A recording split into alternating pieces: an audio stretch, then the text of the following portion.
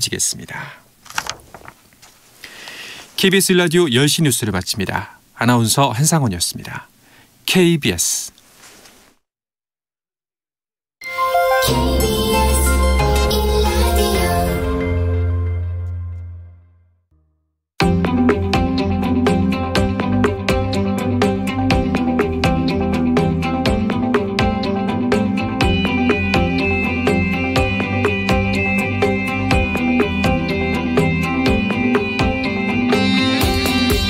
김성환의 시사야.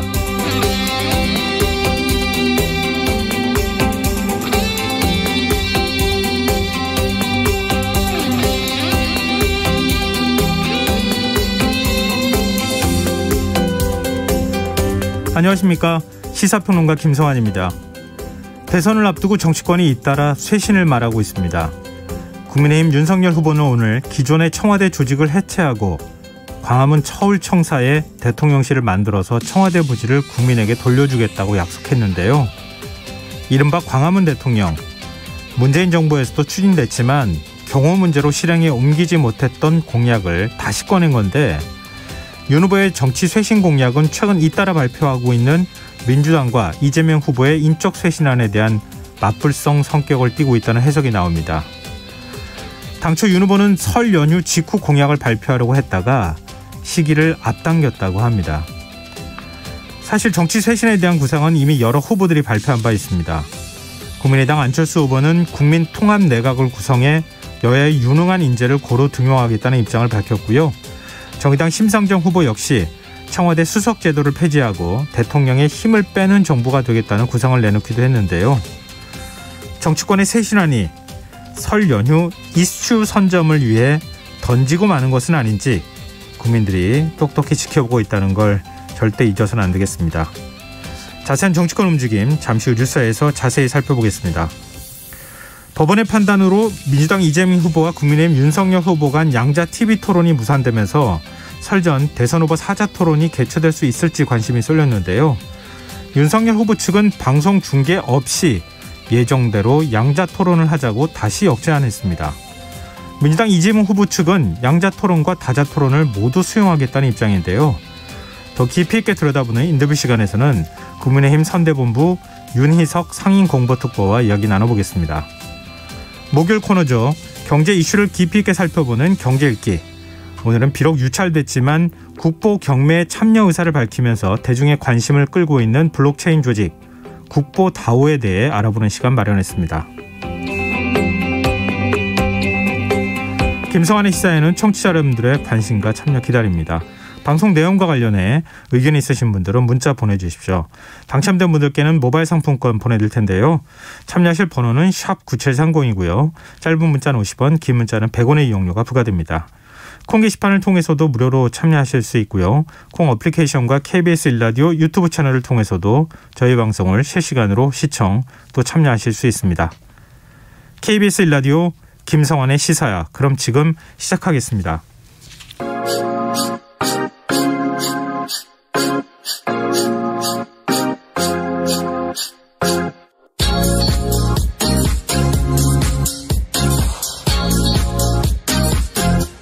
KBS 1라디오 김성환의 시사야.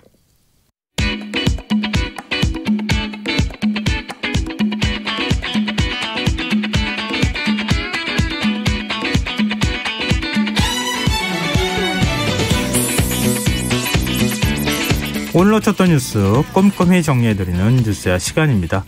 오늘은 곽재훈 프레시안 기자 나와 계십니다. 안녕하세요. 네, 안녕하세요. 오늘 하루 굉장히 바쁘셨죠? 네, 대선 후보 TV 토론 때문에 상당히 정치권이 전체적으로 정신이 없었는데요. 예, 같이 정신이 없어야 되는 상황이잖아요. 네, 그러니까 양측 여야 모두 그렇습니다. 여야 모두 그 양측 TV 토론 협상 단장직 직위를 국민의힘은 성일종 의원이 맡고 있고 민주당은 박주민 의원이 맡고 있는데요. 오늘 예고 없이 각각 두 차례씩 브리핑을 하는 바람에 기자들이 좀 혼선이 있었습니다. 아까 오프닝에서 전해주신 것처럼 먼저 국민의힘 측 성일종 의원이 오전에 브리핑에서 어제 내려진 법원 가처분 인용 결정과 관련해 법원 결정을 존중한다는 입장을 밝힌 바 있다면서도 이 지상파 3사가 각 정당의 사자 토론을 제안한 것과 관련해서 이것은 거부하겠다는 입장을 밝히고 31일 국회 혹은 제3의 장소를 잡아서 위해서 양자 토론을 개최할 것을 민주당에 제안한다고 밝혔습니다. 네. 이 성일종 의원은 법원의 가처분 결정 취지는 방송사 초청 토론회가 선거에 미치는 영향이 크다는 것이라며 방송사 초청이 아닌 양자 간 합의에 의한 개최는 무방하다는 것으로 판단된다. 이런 주장을 폈는데요. 그러면서 기합의된 양당 간 양자 토론을 실시하자 세부사항 논의를 위해 오늘이라도 실무 협상을 기대한다. 이런 입장을 밝혔습니다. 네. 근데 사실 이것이 뭐 TV 중계 없이 토론을 하자는 것이냐 뭐 이런 의문이 나오기도 했는데 네. 당연한 말이지만 지금 이 국면에서 만약에 민주당 측에서 수용을 해서 이게 양자 토론이 성사가 된다고 하면 이걸 TV에서 중계를 안 할 수는 사실 없는 거거든요. 네. 그러니까 성일종 의원 얘기도 그러면 이것을 어떻게 국민에게 전달을 할 것이냐 기자들이 이렇게 묻자 일단 양당이 합의해서 개최를 하고 여러분이 자유롭게 취재를 오시면 된다. 그래서 방송을 하든 보도를 하든 중계를 하든 여러분이 자유롭게 하시면 된다. 이렇게 얘기를 했는데요. 그러니까 사실상 뭐 형식을 뭐 방송사 초청으로 하느냐 양당 합의에 의해서 자체적으로 개최하느냐 형식만 다를 뿐 결과적으로 명절 연휴에 이게 방송으로 중계가 되는 토론회라는 본질에는 다른 점이 없지 않느냐 이런 지적이 나옵니다. 방송사 초청 토론회에 대한 판단을 법원에서 내렸으니 방송사 초청이 아니라 양당이 주최하는 토론회로 만들면 그러면 사자 토론이 아니라 양자 토론을 해도 되지 않겠느냐 이런 맥락인 거죠. 얘기를 정리하자면. 예, 그렇습니다. 그런데 사실 그 국민의힘에서 양자 토론을 하자고 하는 것도 그렇고 그 시간을 그 설 연휴 중에 그 저녁 시간 사람들이 많이 볼 수 있는 시간으로 하자고 지금까지 주장해온 것도 네. 이것이 어쨌든 중계되는 것을 전제로 국민들에게 이 토론 내용이 전달되는 것을 전제로 주장했던 것인데 이것을 만약에 방송 토론 중계가 이 토론이 방송 중계가 되지 않을 것이라고 기대하면서 이렇게 한다면 그 본인들이 앞서 주장했던 거랑 배치되는 것이고 만약에 중계될 것을 기대하고 한다면 이 가처분을 인용한 법원 결정의 취지에 위배되는 것이어서 지적이 나오고 있습니다. 이 법원 결정을 자꾸 그대로 해석한 거 아닌가 이런 생각이 들기도 하는데요. 일단 국민의힘 입장은 어떤 겁니까? 정확하게 풀이를 한다면. 네, 국민의힘은 그래서 그 성일종 단장의 설명이 아까 전해드린 대로 예. 이 방송자 초청이 아닌 양자 간 합의에 의한 개최는 무방하다. 이제 이런 해석을 한 것 같고요. 예. 그 사자 토론은 법정 토론 3회가 있어서 31일에 추가로 열어도 횟수를 늘리는 것에 불과하다. 그래서 횟수를 늘리는 것은 사당이 만나서 더 협의할 수 있다면서 어쨌든 31일에는 양자 토론을 해야 한다는 것이 국민의힘 입장이라고 강조했습니다. 민주당은 양자 토론과 사자 토론 모두 다 참석하겠다 이런 뜻이에요? 네, 먼저 민주당은 오전에는 이 국민의힘 측의 주장에 대해서 이것은 사실상 사자 토론을 회피하는 것 아니냐 이렇게 좀 부정적인 입장을 밝혔었는데요. 네.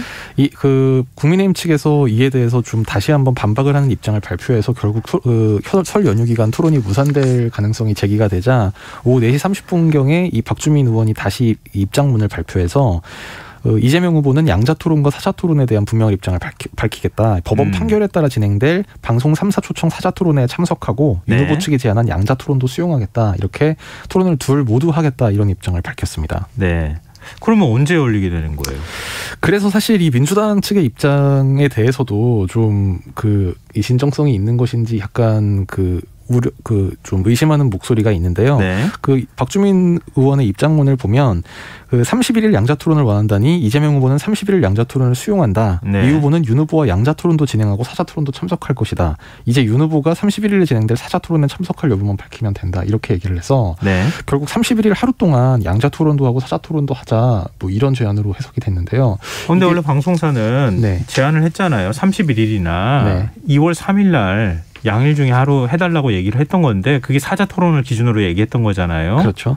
그러면 31일 날 양자 토론하고 2월 3일 날 사자 토론하고 그러면 안 되나요? 그럼 또 반대로 해야 되나요? 그렇게 하면 되는데요. 그러니까 그렇게 해도 되는데 박주민 의원의 입장문을 보면 31일에 진행될 사자 토론이라는 표현이 있어서 결국은 사자 토론도 31일에 하는 거를 지금 전제를 한 겁니다. 결국 그러면 같은 날 토론을 2번 해야 되는 이제 그런 상황이 되는 것인데 네. 그래서 이제 내일 아마 양당 간에 그리고 뭐 아마 그 여건이 된다면 사당 간에도 이제 그 토론 관련 실무 협의가 이제 열릴 예정인데 벌써부터 지금 조율이 과연 가능하겠느냐 이런 의심들이 나오고 있습니다. 사자 토론 그러면 안 되는 거예요? 지금 그래서 일단 국민의힘 측에서는 사자 토론 관련해서 어떻게 할지 여기에 대해서는 입장을 내일 낸다고 하고요. 왜냐하면 네. 이제 박주민 의원을 통해서 민주당이 이 양자 토론에 응하겠다 이제 이런 입장을 밝힌 것에 대해서 환영한다면서 그럼 사자 토론은 어떻게 할 거냐 기자들이 이렇게 물어보니까 네. 그거는 이제 내일 발표하겠다 이렇게 얘기를 하고 있는데요. 말씀드린 대로 내일 실무 협의도 예정이 돼 있어서 그런데 이제 사자 토론 관련 협의가 안 됐을 때 이제 민주당에서 그럼 31일 양자 토론을 받겠다고 한 그 입장이 그대로 유지되느냐 그것도 이제 상황 변화를 좀 봐야 될 것 같고 그래서 한마디로 지금 보면 뭐 양자 토론이든 사자 토론이든 지금 총체적으로 설 연휴 기간에 토론이 진행될지 전체가 좀 불투명하다 안개 속에 있다 이렇게 볼 수 있겠습니다. 국민의힘이 사실 이렇게 간단하게 풀릴 수 있는 문제잖아요. 어찌 보면 토론을 그냥 하면 되는 거잖아요. 근데 양자 토론을 하는 것은 군소 후보가 지금 지지율이 좀 낮게 나온다고 해서 지금 2명이 지금 빠진 거잖아요. 어쨌든 양당이 합의한 거니까 2명의 후보가 방송 토론을 하지 못하면 참여하지 못하면 군소 후보라고 하는 인식이 생겨날 수 있다. 이런 것들을 법원에서 우려했던 거잖아요. 그래서 사자 토론을 하는 게 맞다. 이렇게 가처분을 인용해 준 거잖아요. 그럼 사자 토론을 그냥 하면 되잖아요. 사실은 법원 결정을 존중해서. 그렇죠. 사실 어제 오후까지만 해도 그래서 국민의힘 측에서 뭐 시간이나 방법 이제 이런 거에 대해서는 좀 이견이 아마 있을 수도 있겠지만 결국은 사자 토론 자체는 이제 참석을 하지 않겠느냐 이런 관측이 대세였는데 오늘 오전에 있었던 이제 성일종 의원의 발표 내용 자체가 이런 예상을 좀 상당히 뒤엎는 그런 내용이었습니다. 그러니까 왜 그렇게 하냐는 거죠. 그 어떤 정치적인 뭐 계산이든 아니면 나름의 판단이 있지 않겠습니까? 뭐 어쨌든 성의원 그다음에 국민의힘 측에서 밝히는 거는 뭐 사자 토론은 어차피 선관위 그 법정 주간 토론회로 3번을 해야 하니 지금 국민께서 원하는 거는 국민들께서 이 양자 간의 토론을 보고 싶어 한다. 이제 이런 주장을 이유로 들고 있는데요.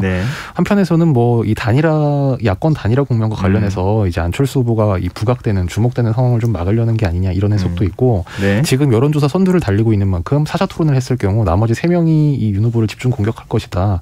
뭐 이런 분석을 하고 있다는 뭐 그런 관측도 있습니다. 알겠습니다. 잠시 뒤 인터뷰 시간에 윤희석 국민의힘 선대위 상임공보특보 저희가 좀 연결해서 이 부분에 대해서 좀 더 자세히 물어보도록 하겠습니다. 일단 국민의당과 정의당 어떤 입장입니까? 네, 국민의당 안철수 후보는 저와 토론하는 게 무섭나 보다 이렇게 비꼬았고요. 같은 당 이태규 총괄선대본부장은 설 밥상에서 안철수라는 떡국을 빼겠다는 것이다 이렇게 주장을 했습니다. 그리고 심상정 정의당 후보는 SNS에 글을 올렸는데 윤석열 후보님 심상정은 물지 않습니다. 해치지 않을 테니 공삭한 꼼수로 2차 토론으로 도망가지 마십시오. 이런 글을 올려서 눈길을 끌었습니다. 표현이 좀 재밌네요. 자, 국민의힘 윤석열 후보 오늘 정치 쇄신 공약을 발표했어요. 네, 윤석열 후보가 오늘 대통령 집무실을 광화문 정부종합청사로 이전하겠다는 공약을 발표했습니다.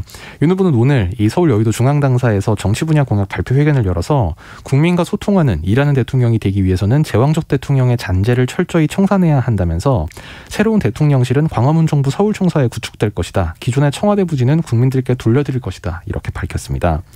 윤 후보는 그러나 잠시 후 기자들과 진행한 질의응답에서 이 문재인 대통령도 광화문 대통령 시대를 열겠다고 했는데 현실적 문제로 번복하지 않았느냐. 뭐 어떻게 차별화된 현실화 방안이 있느냐 이런 지적을 받자 대통령이 국정을 어떻게 끌고 나가고 정부를 어떻게 운영해 나갈 건지에 대한 방식 방향이 먼저 정해지는 것이고 청와대 이전 문제나 대통령 근무 공간은 부차적 문제다. 청와대가 대통령 초법적 권위를 상징하는 장소가 되긴 했지만 그걸 이전해서 초법적 권위 상징물을 없앤다고 나라가 크게 바뀌는 건 아니다. 이 조금 전에 스스로 발표한 공약의 의미를 좀 축소시키는 발언을 해서 눈길을 끌기도 했습니다. 윤 후보 공약이 민주당에서 최근 잇따라 발표한 쇄신안 이걸 좀 겨냥한 움직임이라고 해석해도 되는 겁니까? 글쎄요, 뭐 정치 분야의 어떤 기존의 제도를 좀 혁신하는 공약이다. 이제 그런 큰 카테고리상에서 공통점은 있는데요. 뭐 민주당에서는 이제 그것이 실천으로 이어지느냐 안 이어지느냐와는 별개로 어쨌든 지금까지 본인들이 쥐고 있던 기득권을 내려놓겠다는 선언이었던 반면에 국민의힘 같은 경우에 오늘 나온 공약은 현재 갖고 있는 걸 내려놓는다기보다 이제 선거에서 승리한 이후에 대통령의 좀 권한을 좀 분권시키겠다는 취지의 공약이어서 동일선상에서 비교를 하기에는 조금 좀 무리가 있다. 그런 지적도 있습니다. 문재인 대통령도 대선 후보 시절에 공약했다가 사실은 실천에 옮기지 못했던 공약인데 다시 일단 꺼냈으니까 또 뭐 실천의 의지에 관한 문제라고 또 얘기할 수도 있어서 이 상황을 좀 지켜보고요. 그나저나 지금 사실 정치 쇄신 바람을 불러일으킨 건 민주당이잖아요. 송영길 대표가 불출마 선언하면서 여러 가지 얘기들을 한 건데 그 86 용퇴론 지금 후속 조치는 어떻게 되는 거예요? 오늘 아침 한 라디오 방송에 민주당 김남국 의원이 나와서 인터뷰를 했는데 후속 움직임이 있느냐 진행자가 이렇게 물으니까 전혀 없습니다. 이렇게 답변을 했고요. 그리고 그 이동학 청년 최고위원이 오늘 SNS에 쓴 글에서 586 선배님들 말을 꺼내셨으면 실행하셔야죠 라면서 이런 정치 물려주실 거냐 이렇게 꼬집기도 했습니다. 또 어제 김종민 의원이 라디오 인터뷰에 나가서 제가 얘기한 것은 86 86 용태론이라기보다는 낡은 기득권 제도를 용퇴시켜야 한다는 것이다. 이 제도 개혁에 이 86 정치인들이 책임을 져야 한다는 취지의 메시지였다. 이렇게 말을 한 데 대해서 같은 당 또 같은 86그룹인 김우영 선대위 대변인이 이런 걸 요설이라 한다. 차라리 말을 말든지 행동하지 않는 구두선의 정치는 배반이다. 이렇게 직격하기도 했습니다. 네, 지금 용태 문제에 대해 서로 간에 복잡한 계산을 하고 있는 거 아닌가 이런 생각이 들기도 하는데 86세대 대표주자라고 불리는 우상호 의원 민당 선대위 총괄본부장으로 임명됐어요. 네, 사실 아무래도 이 우상호 의원이 총괄본부장으로 임명된 그 인사 취지는 이 우 의원이 이 앞장서서 이제 다음 총선에 불출마하겠다 네. 이런 뜻을 밝힌 게 아무래도 좀 그 배경이 아닌가 이제 추측이 됐는데요. 네. 근데 민주당 밖에서 그러니까 이제 이거는 민주당 안에서 이제 우 의원이 뭐 불출마 선언도 했고 하니 그런 쇄신의 의미가 있다 이런 평가를 할지는 모르겠으나 당 밖에서 보기에는 어쨌든 우상호 의원도 86세대 대표주자 아니냐. 그럼 86세대가 용퇴를 하겠다는데 이 선관위의 핵심 보직을 맡은 것이 이제 용퇴론으로 비칠 것이냐 이런 지적도 좀 있었습니다. 더구나 우 의원 오늘 본인이 이제 기자들과 만나서 그 취임 기자간담회를 하면서 이 총선 불출마 선언을 다른 의원들에게 강요나 확산하려는 목적이 아니다. 이 불출마 선언은 가장 대표적인 정치인의 자기결단, 헌신이라면서 동료 의원들의 미래를 논의하기 위한 것이 아니다. 이렇게 이야기를 하기도 했습니다. 네, 알겠습니다. 여러 가지 얘기가 또 앞으로도 있겠네요. 다시 윤석열 후보 공약 얘기로 돌아가 보죠. 윤 후보 또 오늘 7글자 공약을 냈어요. 지난번에 의해서. 네, 윤 후보가 사실 그 오늘 또 SNS에 7글자 주식 양도세 폐지라는 글을 썼는데요. 예. 사실 이 주식 관련 공약은 지난주에 이미 이제 그 자본시장 선진화 방안이라고 이제 주식시장 관련 공약을 발표를 한 바가 있는데 네. 거기에는 이제 포함되지 않았던 내용을 오늘 SNS에 이렇게 또 불쑥 한 줄 공약으로 발표를 했습니다. 이에 대해서 오늘 이 정치 관련 분야 공약을 발표하는 자리에서 기자들이 아까 SNS에 쓴 글에 대해서도 좀 설명을 요구하니까 예. 윤 후보는 이 주식시장 자체가 자금이 몰리고 활성화돼야 일반 투자자도 수익을 올릴 수 있기 때문에 지금은 시장을 활성화하는 게 필요하다 이렇게 주장을 하면서 우리나라 증시가 상당 정도로 올라갈 때까지는 거래세만 남겨놓고 증시가 국제적으로 경쟁력 있는 상황이 오면 통상의 종합과세 방식으로 설계하면 되지 않겠느냐. 즉 시장이 활성화되고 증시가 어느 정도 수준으로 활성화될 때까지는 이 양도세는 폐지하고 그 주식 거래세만 물리겠다 이런 취지의 설명을 했습니다. 윤 후보는 구체적으로 네. 개인끼리나 장 외에서 또 비상장 주식을 거래할 때는 일반적인 양도세가 부과되는 것이고 시장과 거래했을 때는 증권 거래세만 징수하고 또 일정 금액이나 퍼센티지를 넘는 경우에는 대주주 거래라고 해서 양도세 부과를 할 것이다. 이런 청사진을 밝혔습니다. 근데 양도세는 주식 투자로 그 수익을 올린 게 5천만 원 이상인가요? 네네. 그럴 때 양도세가 부과가 되는 건데 그거는 그렇게 많은 분들에 해당되지는 않을 것 같고 근데 그 증권 거래세 경우에는 개미 투자자들한테 다 적용이 되는 거잖아요. 차라리 거꾸로 해야 되는 거 아닙니까? 네, 안 그래도 현장에서 그런 지적이 나왔는데요. 윤 후보는 그에 대해서 어쨌든 지금은 한국의 자본시장, 증권시장 자체를 다른 선진 금융시장에 비해서 경쟁력을 올리는 것이 우선이다. 그래서 아까 제가 말씀드린 대로 어쨌든 시장 자체가 활성화돼야 큰 손이든 작은 손이든 일반 투자자들도 수익을 올릴 수 있다. 이런 취지로 주장을 했습니다. 네, 알겠습니다. 자, 지금 여러분께서는 KBS 라디오 김성환의 시사회와 함께하고 계십니다. 뉴스와 계속 이어가겠습니다. 민주당 이재명 후보 얘기도 좀 해보죠. 오늘 광주를 방문했어요. 그 5.18 정신을 헌법에 명문화하겠다 이런 입장을 밝혔죠. 네, 이재명 후보 오늘 광주를 방문해서 5.18 정신 헌법 명문화와 군공항 이전 지원 등의 광주 공약을 발표했습니다. 네. 이 후보는 오늘 기자회견에서 국난 극복의 주역이신 광주 시민 여러분과 지혜롭게 대전하는 위기를 극복하겠다면서 광주는 대한민국 민주주의의 심장이고 5.18 민주화운동 정신을 헌법 전문에 담아 누구도 훼손하거나 부정할 수 없는 대한민국의 위대한 역사로 자리매김시키겠다고 강조했습니다. 또 5.18 사적지인 옛 광주교도소를 민주인권기념파크로 조성하고 분산된 5.18 원본 자료와 해외 자료를 모두 수집해서 통합관리연구하는 5.18 국가기록원도 설립하겠다고 약속했습니다. 이낙연 전 대표도 지원 유세에 동행했다고요? 네, 이낙연 전 대표가 오늘 광주 충정로 우체국 앞에서 이재명 후보와 함께 공동 유세에 나섰는데요. 예. 이 자리에서 이 전 대표는 제가 못난 탓에 여러분께서 부족한 제게 걸었던 기대가 부응되지 못했다. 그 점 송구스럽다. 이렇게 자신에게 주어졌던 호남의 그 지지에 대해서 언급해서 눈길을 끌었고요. 네. 또 그러면서 이번 대선이 어딘가 혼탁하고 몹시 무거운 선거가 돼서 저희들도 책임을 통감하고 있다. 이 마치 자당 후보까지 그 한꺼번에 비난하는 것 같은 이런 발언에서 눈길을 끌기도 했습니다. 다만 이 전 대표는 그러면서도 그럼에도 불구하고 우리는 선택해야 한다. 이번에 여러분이 민주당이 한 번 더 국정을 책임져 주도록 선택해 주시기 바란다. 이렇게 이재명 후보 지지를 당부를 했습니다. 그 윤석열 후보가 호남 지역에 손편지 보낸다 뭐 이런 얘기도 있었는데 보냈어요? 네, 국민의힘이 오늘 보도자료를 통해서 윤 후보가 직접 쓴 손편지가 230만 가구에 속속 도착하고 있다. 그러니까 이미 보냈고 지금 이제 일부 그 배달 상황에 따라서 이제 일부 도착을 하고 있다 이런 그 발표를 했는데요. 네. 그 오늘 국민의힘 선관위가 이제 밝힌 이제 이 공보 게시물, 이 선거 관련 이 공보물 이 이제 윤 후보가 직접 손으로 쓴 편지라는 것인데 예. 이 편지 내용을 보면 윤 후보는 호남의 고민은 독재에 대한 저항 과정에서 생긴 상처를 넘어 산업과 일자리, 미래에 대한 고민을 망라하고 있다면서 5월 광주에 대한 보수 정당의 과오를 반송하는 것에 그치지 않고 호남의 미래를 함께 걷고자 한다 이런 입장을 밝혔습니다. 민주당은 영상 편지를 좀 보내고 있어요. 예비 홍보물로.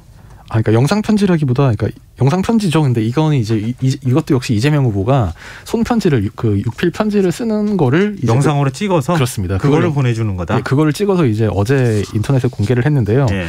이거 관련해서 지금 국민의힘과 민주당 사이에 누가 원조다 약간 이런 뜨거운 논란도 벌어지고 있는데요. 네. 어제 민주당 홍보소통본부가 이 영상 예비 홍보물을 공개를 하면서 이 그 캠프에 합류하고 어떤 방향으로 가는 게 좋은지 생각하다가 친환경 녹색 캠프로 가면 어떤다는 계획을 수립해서 후보께 말씀드렸다. 그래서 예비 홍보물 230만 부를 발송할 예정인데 그걸 영상으로 대체하면 디지털 환경은 또 맞는 방법이 될 것이고 종이 낭비도 없는 친환경이다.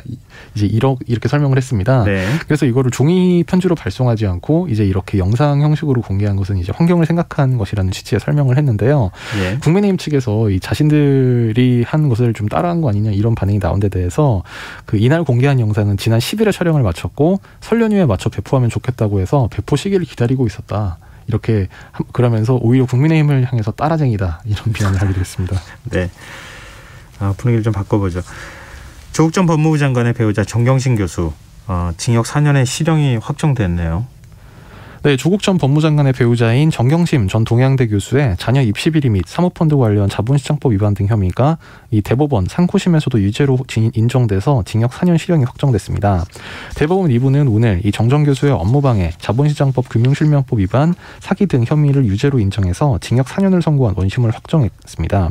이른바 조국 사태로 검찰이 지난 2019년 8월 강제수사에 착수한 지 약 2년 5개월 만인데요. 재판부는 1, 2심과 마찬가지로 검찰이 동양대 조교에게서 이미 제출받은 이 동양대 강사 휴게실 PC의 증거 능력이 인정된다고 판단을 했습니다. 검찰이 위법한 방식으로 PC를 압수수색해서 이 증거 능력이 없다는 이 정 전 교수 측의 주장을 받아들이지 않은 것입니다. 이 같은 대법원의 판단은 이 별도 자녀 입시 비리 혐의로 기소된 이 조국 전 장관 1심 재판에도 영향을 미칠 것으로 보이고 있습니다. 조 전 장관 딸 조민 씨 고려대 입학도 그러면 어떻게 되는 거예요? 취소가 되는 겁니까? 이제 거기에 대해서는 이제 고려대가 오늘 대법원 선고 이후에 다소 원론적인 입장을 내놨는데요. 네. 고려대는 입학 취소 처리 심의위원회에서 규정과 절차에 따라 논의가 진행 중이라는 입장만 밝혔습니다. 지금 그 고려대 학교 규정에 따르면 입학 사정을 위해 제출한 전형 자료에 흠결이 발견됐을 때 입학 취소 처리 심의라는 이제 위원회를 열어서 이제 절차를 밟게 돼 있는데요. 이 작년 8월부터 지금 한 5개월째 이걸 논의를 하고 있는데 네. 이 재판 관련 사항도 걸려 있고 하다 보니까 아직까지는 별다른 진전이 없는 상태였습니다. 조국 전 장관은 입장 낸 게 있습니까? 예, 조 전 장관은 오늘 SNS에 이제 글을 썼는데요. 예. 그 자신의 그 페이스북 계정에 올린 글에서 오늘 저녁은 가족이 모여 밥을 같이 먹을 줄 알았으나 헛된 희망이 되고 말았다면서 참으로 고통스럽다 이렇게 밝혔습니다. 조 전 장관은 위로와 격려를 보내주신 시민들께 감사드린다면서 이제 나라의 명운을 좌우할 대선에 집중해 주시면 감사하겠다. 제 가족의 시련은 저희가 감당하겠다. 이런 입장을 밝혔습니다. 정치권 반응도 살펴볼까요? 네, 사실 국민의힘이나 민주당 그 양쪽 다 이제 뭐 당명이 뭐 대변인 명의의 공식 논평을 낸 것은 없었는데요. 네. 국민의힘에서는 이제 윤석열 후보가 오늘 오후에 한 방송 인터뷰에 출연을 했는데 이 자리에서 관련 질문을 받고 이제 그 사건을 지휘하고 퇴직한 사람으로서 판결에 대해서는 사법부에서 여러 가지로 심리하고 깊이 고민해 내린 결정이라고 생각할 뿐이다. 이렇게 직접적인 언급을 피했습니다. 민주당에서는 조금 전에 전해드린 대로 이제 오늘 우상호 의원이 이 총괄본부장 선대위 총괄본부장 이제 관련 취임 기자회견을 열었는데 이 자리에서 이제 관련 질문이 나오자 법원 판결은 전통적으로 정치권에서 존중한다는 입장과 자세를 견지해왔기에 거기서 벗어나는 논평을 하는 것은 적절하지 않다면서 앞으로도 수없이 많은 판결이 나올 텐데 그때마다 일일이 반응할 필요는 없다. 역시 언급을 아꼈습니다. 네. 오늘 뉴스 여기까지 하겠습니다. 지금까지 곽채훈 프레시안 기자였습니다. 고맙습니다. 감사합니다.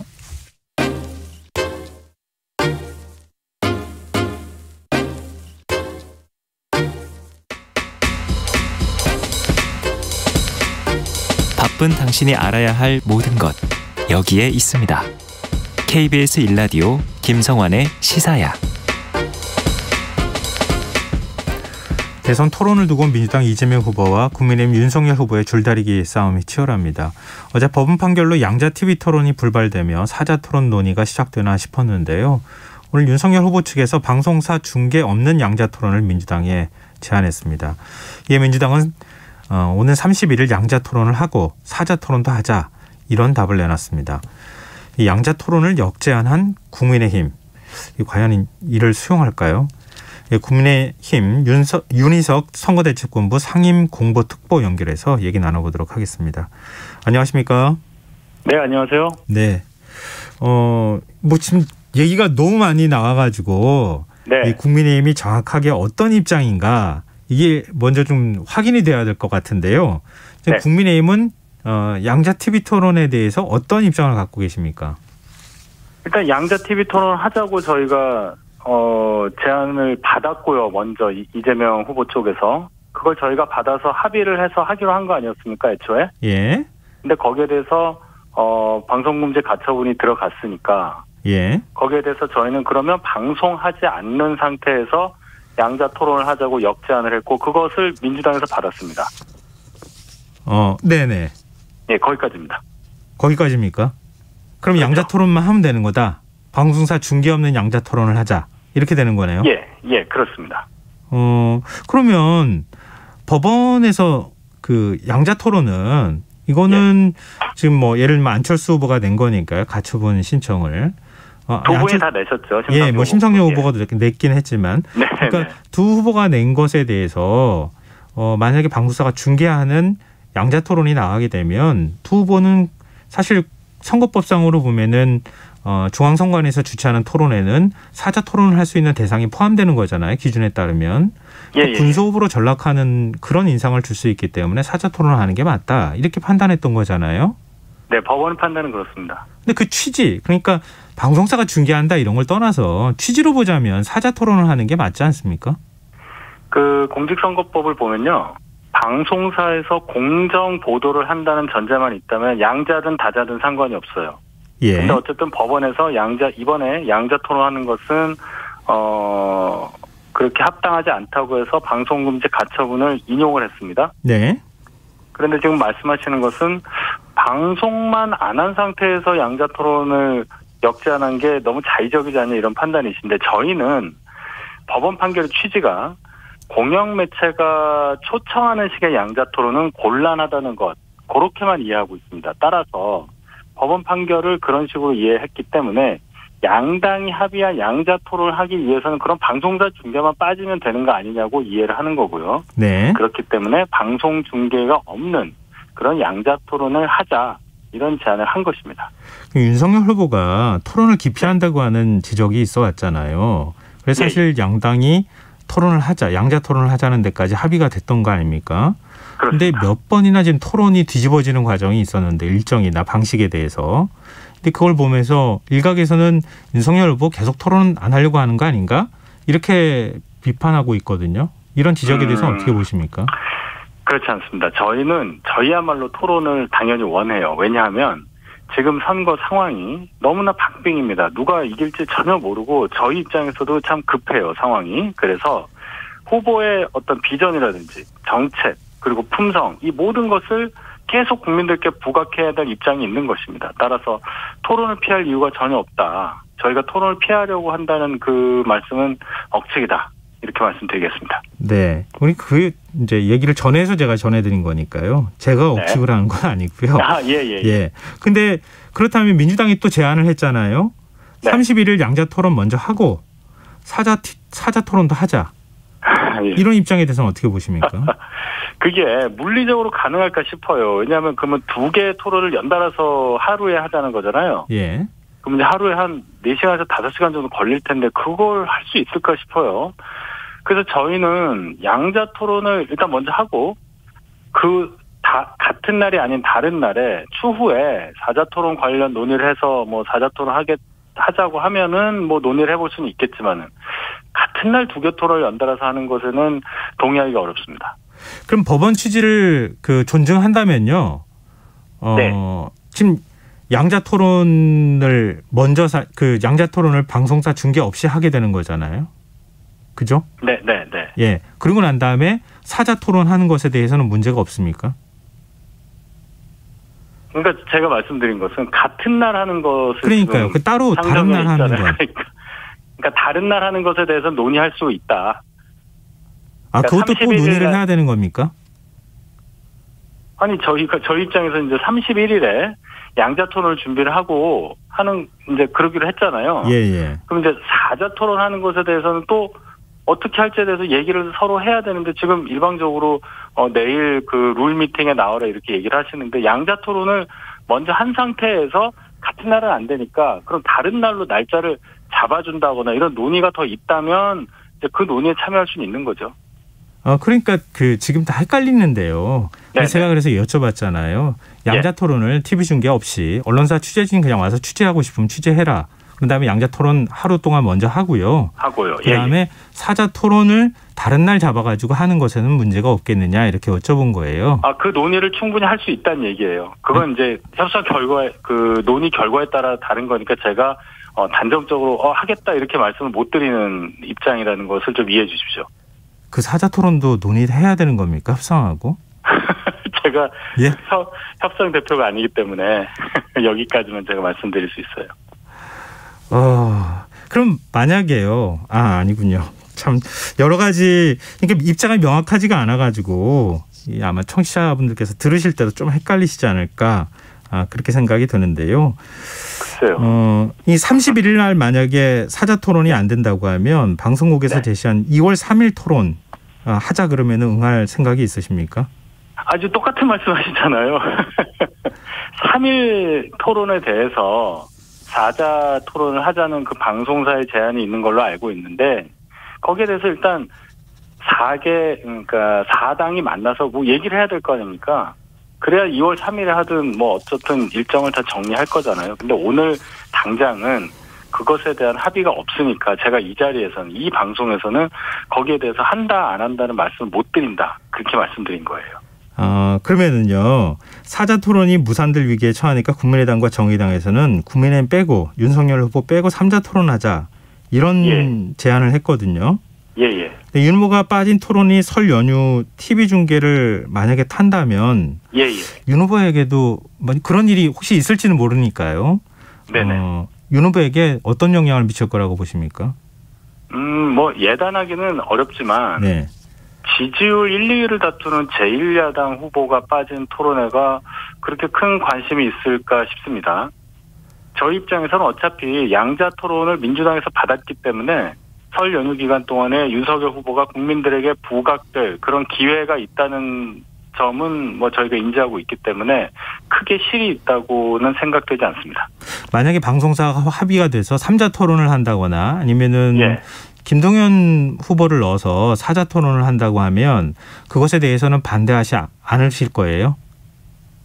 뭐 저희 입장에서 양자 토론을 먼저 해야 한다는 입장을 밝혔기 때문에 뭐 나머지 당들이 합의해서 몇 명이 하든 거기에 대해서 저희가 얘기할 수 있는 상황은 아니라고 생각합니다. 그럼 그 당하고 방송사 문제 서로 간 협의만 되면은 거기에 대해서는 뭐 반대를 하거나 이렇게 하지는 않는다 이런 말씀이신 거군요. 방금 말씀드렸습니다. 네네, 알겠습니다. 제1야당 후보가 빠진 토론에 대해 큰 관심이 없으리라고 생각하기 때문에 그래요. 아니 그거는 그 당에서 결정할 문제니까요. 방송사하고. 합의만 되면은 하면 되는 거니까요. 잘 말씀드렸습니다. 네, 알겠습니다. 너무 질문을. 그러니까 이게 애매모호하게 얘기하시잖아요. 그건 또 그때 가서 협의해봐야 하지 않은 거고. 그러니까 자꾸 앞서 제가 여쭤봤던 것처럼 말씀을 하시니까 그런데요.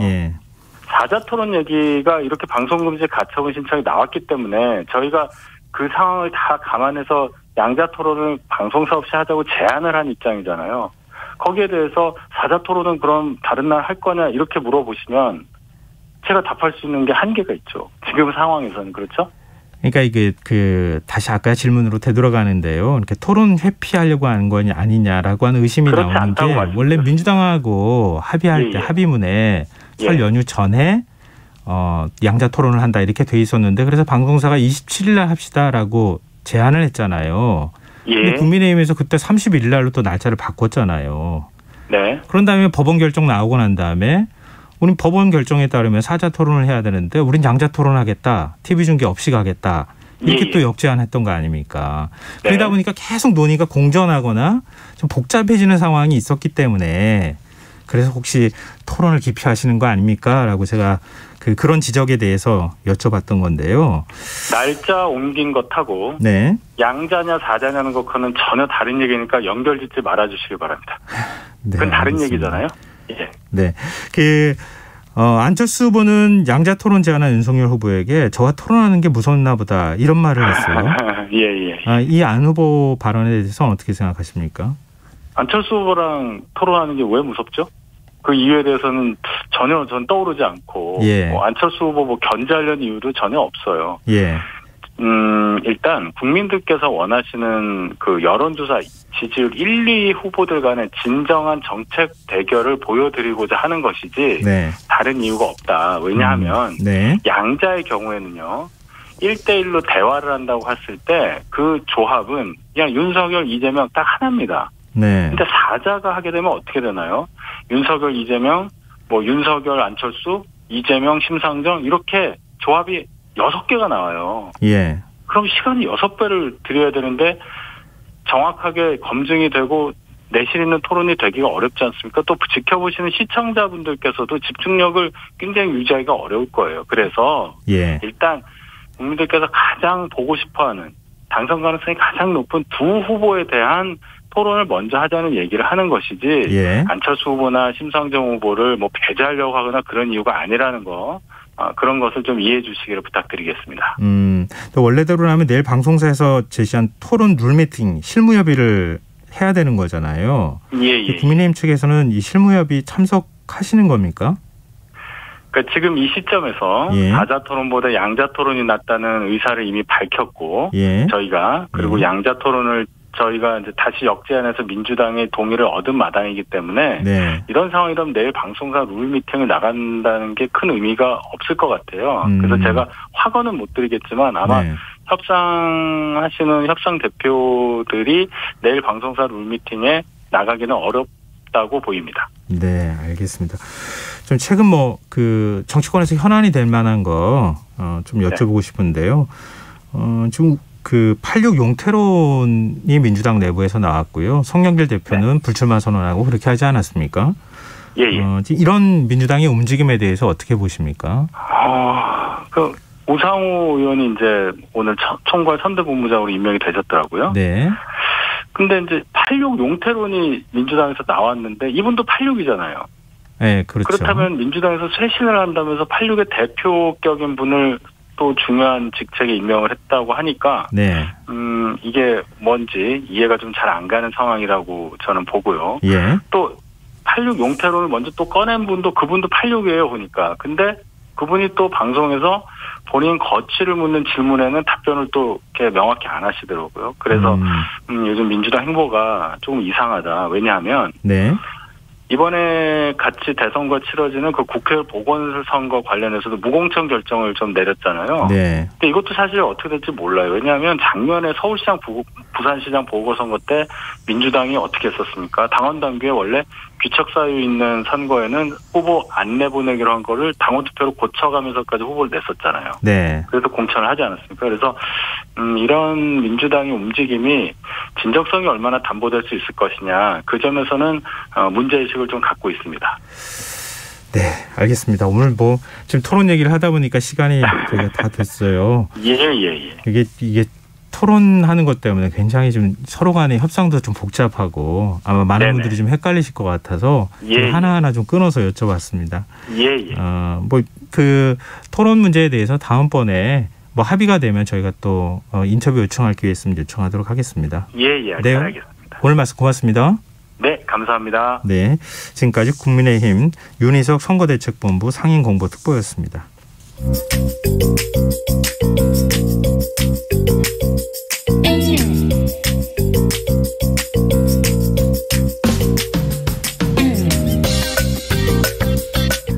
복잡한 정책부터 실물 경제와 투자까지 눈여겨봐야 할 경제 이슈를 깊이 있게 살펴보는 시간입니다.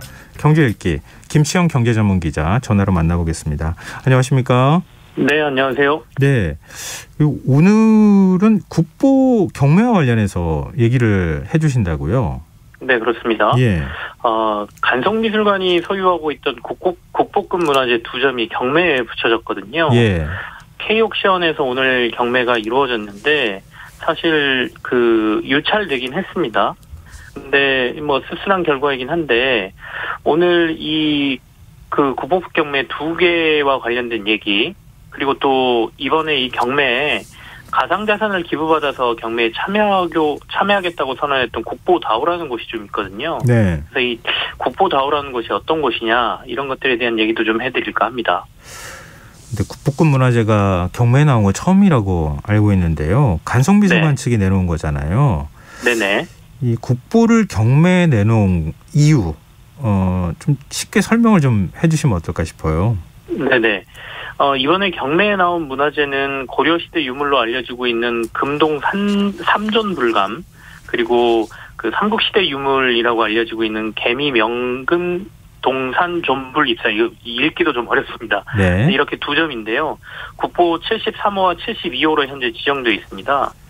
간성미술관 측은 미술관의 재정 문제 때문에 어쩔 수 없이 국보 문화재를 경매에 내놓게 됐다, 이렇게 얘기를 하고 있고요. 네. 경매로 확보한 자금으로 향후 간성미술관의 운영과 구조조정 등에 사용하겠다, 이렇게 얘기를 했습니다. 부득이한 결정이니 이해해달라, 이런 얘기도 덧붙였는데요. 네. 말씀하신 대로 국보급 문화재가 경매에 나온 것은 사상 처음 있는 일입니다. 개인이 소유하고 있기 때문에 이게 경매에 붙여줄 수 있는 것이고요. 네. 경매에 내놓는 게 불법은 아닙니다. 기억은 하시겠지만 혼민자금 해례본을 가지고 있다라고 주장하는 사람이 이걸 100억을 주고 팔겠다, 이런 사례도 있었지 않습니까? 네네. 다만 이제 간성미술관은 2년 전에도 보물급 문화재 2점을 경매에 붙인 적이 있습니다. 네. 당시 국립중앙박물관이 이 보물 2점에 대해서 일찌감치 매입 의사를 밝히면서 경매에서는 유찰을 시켰고요. 이걸 30억 원을 들여서 국가에서 사들이긴 했거든요. 네.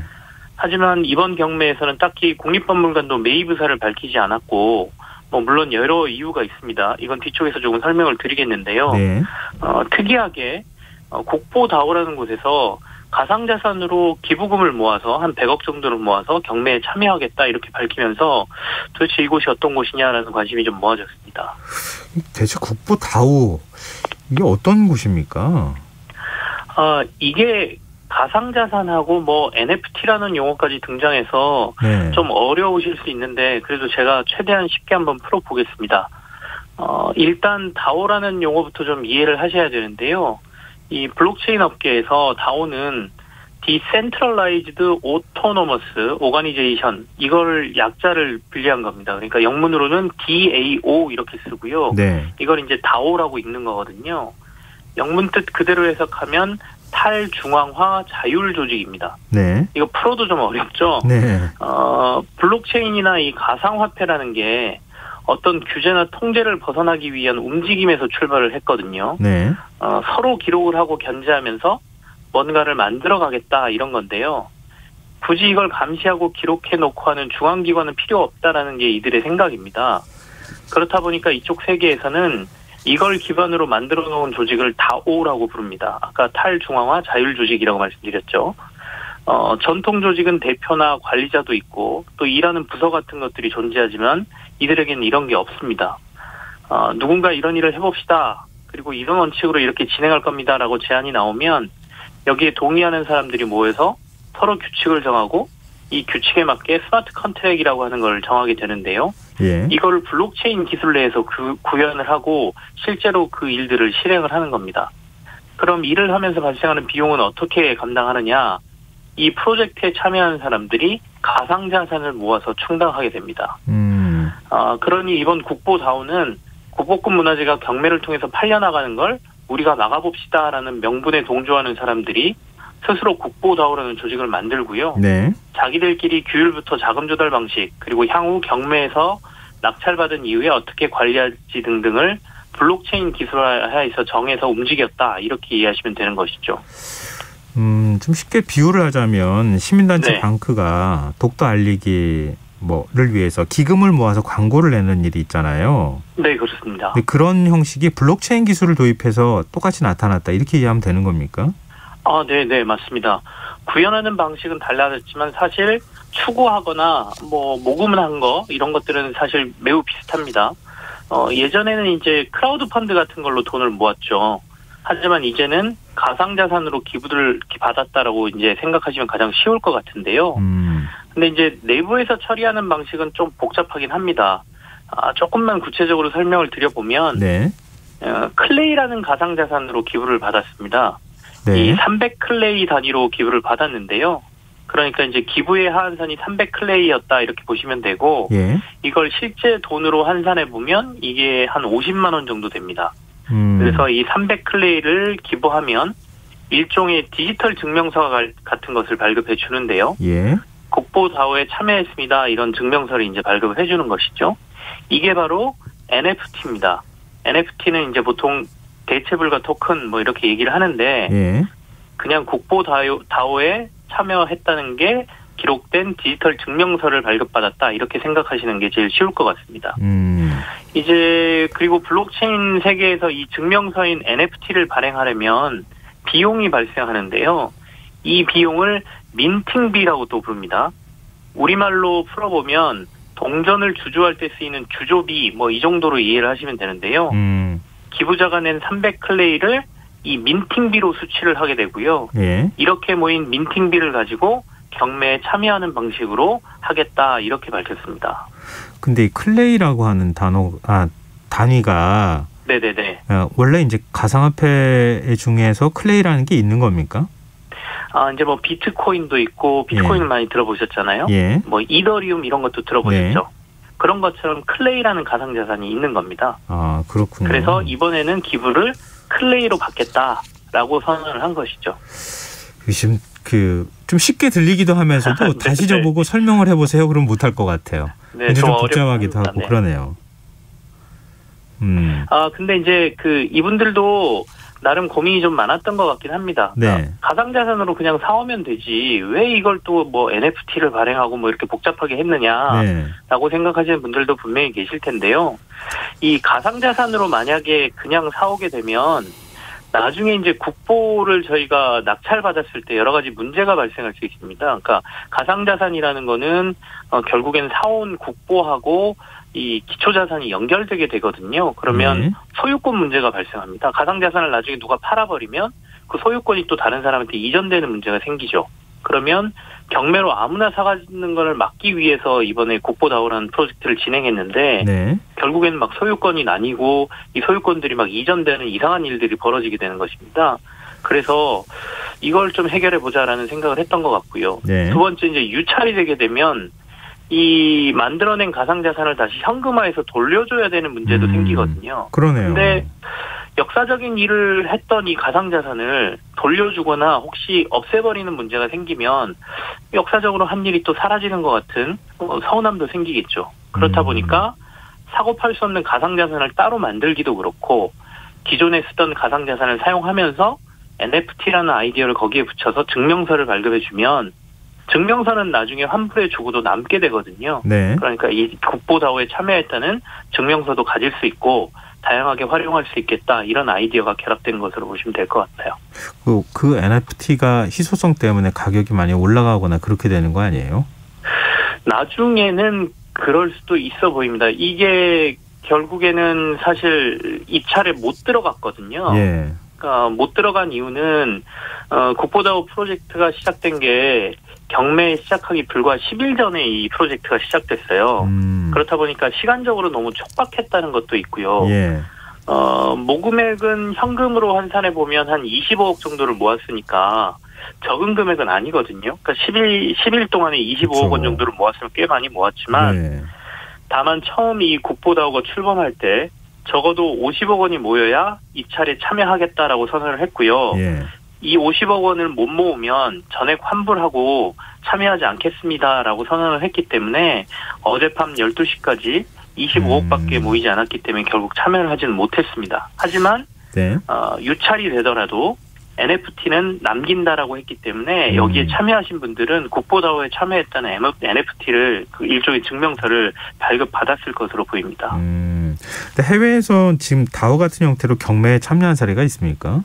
네네. 지난해 미국에서 11월에 실제 이런 일이 있었습니다. 미국 소더비 경매에 미국 헌법 초판본이 경매에 올라왔거든요. 네. 그래서 미국에서도 컨스티튜션 다오라는 곳이 만들어졌고 이게 실제 경매에 참여를 했습니다. 17,437명이 4천만 달러의 자금을 이더리움으로 모아서 경매에 참여를 했고요. 네. 결국 낙찰은 못 받았는데 켄 그리핀이라는 시타델 헤지펀드 설립자가 4,320만 달러를 써내면서 낙찰을 받았거든요. 네. 그래도 꽤 큰 위협으로 작동을 했고요. 그리고 주변 여론도 크게 관심을 끌어들였습니다. 그래서 결국 이 켄 그리핀은 자신이 낙찰받은 이 헌법 초판본을 박물관에 맡겨서 대중에게 공개하겠다라고 마지막에 선언을 하게 만들었거든요. 네. 아마 이 컨스티튜션 다오가 없었다면 그냥 자기 집에서 전시하지 않았을까라는 생각도 할 수 있는데요. 어쨌든 국내외에서 이렇게 다오라는 탈중앙화 자율조직이 실제 작동하는 걸 보여줌으로써 향후 다양한 실험들이 일어날 것으로 보이고요. 극단적으로는 대표가 없고 조직도 없는 회사가 만들어질 수도 있습니다. 물론 이 회사들의 법적 지위를 어떻게 하느냐의 문제 등등은 남아있지만 네. 더 많은 시도가 생길 것은 분명해 보입니다. 그러네요. 이게 다양한 방식으로 활용이 가능하겠다 하는 생각이 좀 드네요. 왜냐하면 돈을 낸 사람도 일정하게 네. 이익을 가져가는 거나 마찬가지이기 때문에. 네, 그렇습니다. 네. 근데 이제 앞서 언급이 좀 있었지만 간성미술관 재정 문제 이것도 조금 더 살펴볼까요? 이 간성 측의 주장을 그대로 받아들이기에는 조금 애매한 부분이 있습니다. 그래서 이게 좀 논란이 되고 있는데요. 네. 우선 간성미술관은 이런 국보급 그리고 보물급 문화재를 소유 관리한다는 명분으로 그동안 국가의 지원을 한 70억 원 정도 받았어요. 그리고 또 대구 간성미술관도 지금 만들겠다며 기공식도 했는데 이 규모가 꽤 큽니다. 내년 문을 열기로 돼 있는데 이 미술관에 400억 원의 국비하고 시비가 지금 들어간 상태거든요. 그리고 더구나 앞에서도 잠깐 언급을 드렸습니다만 2년 전에도 경매에 붙이는 행동이 있었거든요. 예. 보물급 문화재를 경매에 올리고 어쨌든 국가가 사들이게 한 전례도 지금 있는 상황이고요. 간송은 일제시대 서울 종로상권을 모조리 장악한 전국 최대의 보호였던 전영필 씨의 호거든요. 예. 당시 논만 4만 마지기 정도를 가지고 있었다고 하니까 이걸 평으로 보면 한 800만 평 정도 되고요. 예. 이 땅에서 연간 15만 원을 벌었는데 당시 서울 기와집이 1,000원이던 시절이니까 요즘 시세로 치면 서울 집값 10억 원이라고 하면 1년에 한 1,500억 원 정도를 버시는 분이었다. 이렇게 보여요. 예. 근데 어쨌든 다행히 국외로 반출될지 모를 국보급 문화재들에 대한 관심이 많았고 자기 사비를 들여서 이렇게 많은 국보급 문화재들을 보유하고 있게 됐는데요. 네네. 후손들이 아버지의 뜻을 따라서 국가적으로 소중한 문화재를 관리해온 노력은 분명히 인정해줘야 되는데 이걸 약간 볼모로 사적인 활동을 하고 있는 것 아닌가라는 비난 여론이 좀 있습니다. 네, 왜냐하면 지난해 이 간송 장남인 전인건 씨가 시간이 다 돼가지고요. 마무리 좀 해야 될 것 같아요. 하여튼 알겠습니다. 관리 문제가 앞으로 더 숙제로 좀 남지 않을까 이런 생각이 드네요. 오늘 말씀 고맙습니다. 네, 감사합니다. 경제일기 지금까지 김시영 경제전문기자였습니다. 김성환의 시사 1부 순서 여기서 마무리하고요. 전 11시 전과 2부에 다시 오겠습니다.